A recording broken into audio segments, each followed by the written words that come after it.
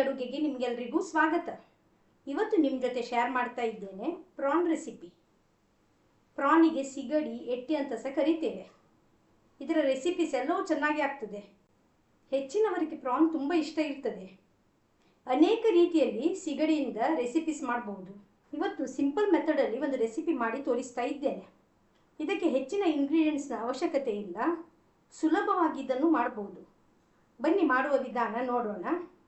ಹಾಗೆ ವಿಡಿಯೋ ಇಷ್ಟವಾದರೆ ಪ್ಲೀಸ್ ರೆಸಿಪಿಗೆ ಒಂದು ಲೈಕ್ ಕೊಡಿ, ಶೇರ್ ಮಾಡಿ ಹಾಗೂ ಸಬ್ಸ್ಕ್ರೈಬ್ ಮಾಡುವುದನ್ನು ಮರಿಬೇಡಿ.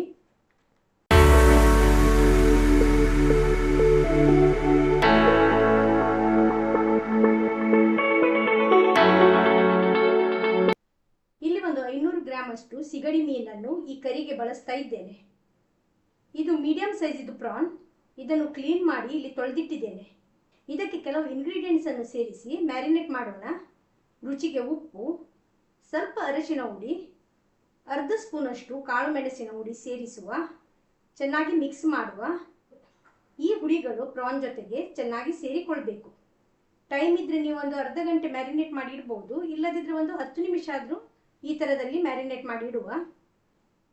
ನಮ್ಮ ಮಸಾಲೆ ತಯಾರಾಗುವವರೆಗೆ ಇದನ್ನು ಇಲ್ಲಿ ಇಡುವ. ನೆಕ್ಸ್ಟ್ ಈಗ ಗ್ಯಾಸಿದು ಫ್ಲೇಮ್ ಆನ್ ಮಾಡಿ ಪ್ಯಾನನ್ನು ಇಟ್ಟಿದ್ದೇನೆ.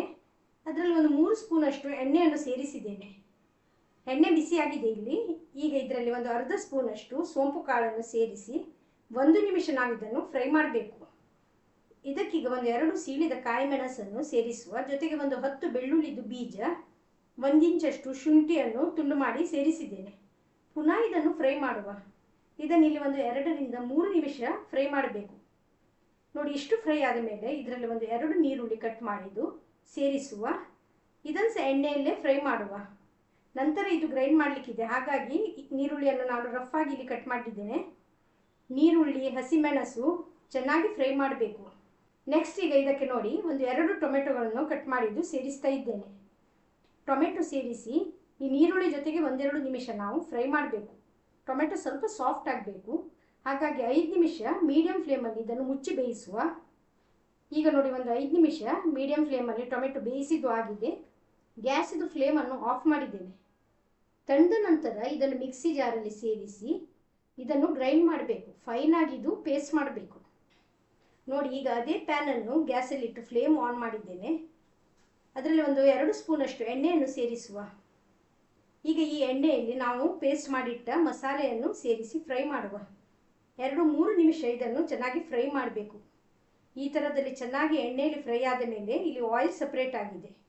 ಇಷ್ಟಾಗುವಾಗ ಇದರಲ್ಲಿ 1 ಕಪ್ಪಷ್ಟು ನೀರನ್ನು ಸೇರಿಸಬೇಕು. ಮಸಾಲೆ ಗ್ರೈಂಡ್ ಮಾಡಿದ ಮಿಕ್ಸಿ ಜಾರಲ್ಲಿ ಸ್ವಲ್ಪ ನೀರನ್ನು ಸೇರಿಸಿ ಅದನ್ನೇ ಇದಕ್ಕೆ ಹಾಕಿದ್ದೇನೆ. ಈಗ ಇದಕ್ಕೆ ಕೆಲವು ಹುಡಿಗಳನ್ನು ಸೇರಿಸುವ.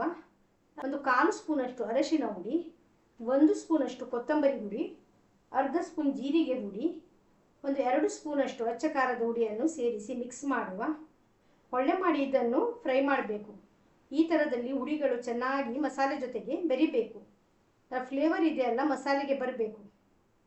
ಈಗ ನೋಡಿ, ಆಗಲೇ ಮ್ಯಾರಿನೇಟ್ ಮಾಡಿದ್ದ ಪ್ರಾನನ್ನು ಇದಕ್ಕೆ ಸೇರಿಸಬೇಕು. ಒಳ್ಳೆ ಮಾಡಿ ಇದನ್ನು ಮಸಾಲೆ ಜೊತೆಗೆ ಮಿಕ್ಸ್ ಮಾಡುವ. ಸ್ವಲ್ಪ ಉಪ್ಪನ್ನು ಪುನಃ ಸೇರಿಸುವ. ನೆನಪಿಡಿ, ನಾವು ಆಗ ಮ್ಯಾರಿನೇಟ್ ಮಾಡುವಾಗ ಸ್ವಲ್ಪ ಉಪ್ಪು ಸೇರಿಸಿರುವುದರಿಂದ ಈಗ ಸ್ವಲ್ಪ ಸೇರಿಸಿದರೆ ಸಾಕಾಗ್ತದೆ. ಸಾಧಾರಣ ಇದಕ್ಕೆ 1.5 ಕಪ್ಪಷ್ಟು ನೀರನ್ನು ಸಹ ನಾನೀಗ ಸೇರಿಸಿದ್ದೇನೆ. ಮಿಕ್ಸ್ ಮಾಡಿ ಇದನ್ನು ಕುದಿಸಬೇಕು. ಮಸಾಲೆಗೆ ಒಳ್ಳೆ ಕುದಿ ಬಂದು ಪ್ರಾನ್ ಚೆನ್ನಾಗಿ ಬೇಯಬೇಕು. ಇಲ್ಲಿ ಮೀಡಿಯಂ ಫ್ಲೇಮಲ್ಲಿ ಒಂದು 10 ನಿಮಿಷಗಳ ಕಾಲ ಈ ಪ್ರಾನನ್ನು ಬೇಯಿಸಿದ್ದೇನೆ. ಮುಚ್ಚಳ ಕೂಡ ಇಲ್ಲಿ ತೆಗೆದಿದ್ದೇನೆ. ಮಸಾಲೆಗೆ ಒಳ್ಳೆ ಕುದಿ ಬರ್ತಾ ಇದೆ. ಪ್ರಾನ್ ಕೂಡ ಚೆನ್ನಾಗಿ ಬೆಂದಿದೆ. ಇಲ್ಲಿ ಗ್ರೇವಿ ಕನ್ಸಿಸ್ಟೆನ್ಸಿಯಲ್ಲಿ ಇದೆ. ನಿಮಗೆ ಡ್ರೈ ಬೇಕಾದರೆ ಇನ್ನೊಂದು 5 ನಿಮಿಷ ನೀವು ಇದನ್ನು ಕುದಿಸಿ ಡ್ರೈ ಮಾಡ್ಬೋದು. ಕೊನೆಯದಾಗಿ ಇದಕ್ಕೆ ಒಂದು 1/4 ಸ್ಪೂನಷ್ಟು ಗರಂ ಮಸಾಲೆ ಹುಡಿಯನ್ನು ಸೇರಿಸುವ. ಒಳ್ಳೆ ಮಾಡಿ ಮಿಕ್ಸ್ ಮಾಡುವ ಹಾಗೂ ಕೊತ್ತಂಬರಿ ಸೊಪ್ಪಿನಿಂದ ಗಾರ್ನಿಷ್ ಮಾಡುವ. ಇವಾಗ ನೋಡಿ, ಇದು ರೆಡಿಯಾಗಿದೆ. ಒಳ್ಳೆ ಘಮ ಘಮ ಪರಿಮಳ ಸಹ ಬರ್ತಾ ಇದೆ. ಉಪ್ಪು, ಹುಳಿ, ಖಾರ ಎಲ್ಲ ಪರ್ಫೆಕ್ಟ್ ಆಗಿದೆ. ನೋಡಿದ್ರಲ್ಲ ಎಷ್ಟು ಸಿಂಪಲ್ ಅಂತ. ಯಾರಿಗೆ ಪ್ರಾನ್ ಕರಿ ಇಷ್ಟ ನೋಡಿ ಅವರು ಈ ರೀತಿ ಒಂದ್ಸಲ ಮಸಾಲೆ ಹಾಕಿ ಟ್ರೈ ಮಾಡಿ. ಇವತ್ತಿನ ಈ ವಿಡಿಯೋ ಇಷ್ಟವಾದರೆ ನನ್ನ ರೆಸಿಪಿಯನ್ನು ಎಲ್ಲರ ಜೊತೆಗೆ ಶೇರ್ ಮಾಡಿ. ಸಬ್ಸ್ಕ್ರೈಬ್ ಮಾಡದವರು ದಯವಿಟ್ಟು ಸಬ್ಸ್ಕ್ರೈಬ್ ಮಾಡಿ ಹಾಗೂ ನನ್ನನ್ನು ಸಪೋರ್ಟ್ ಮಾಡಿ. ಧನ್ಯವಾದಗಳು.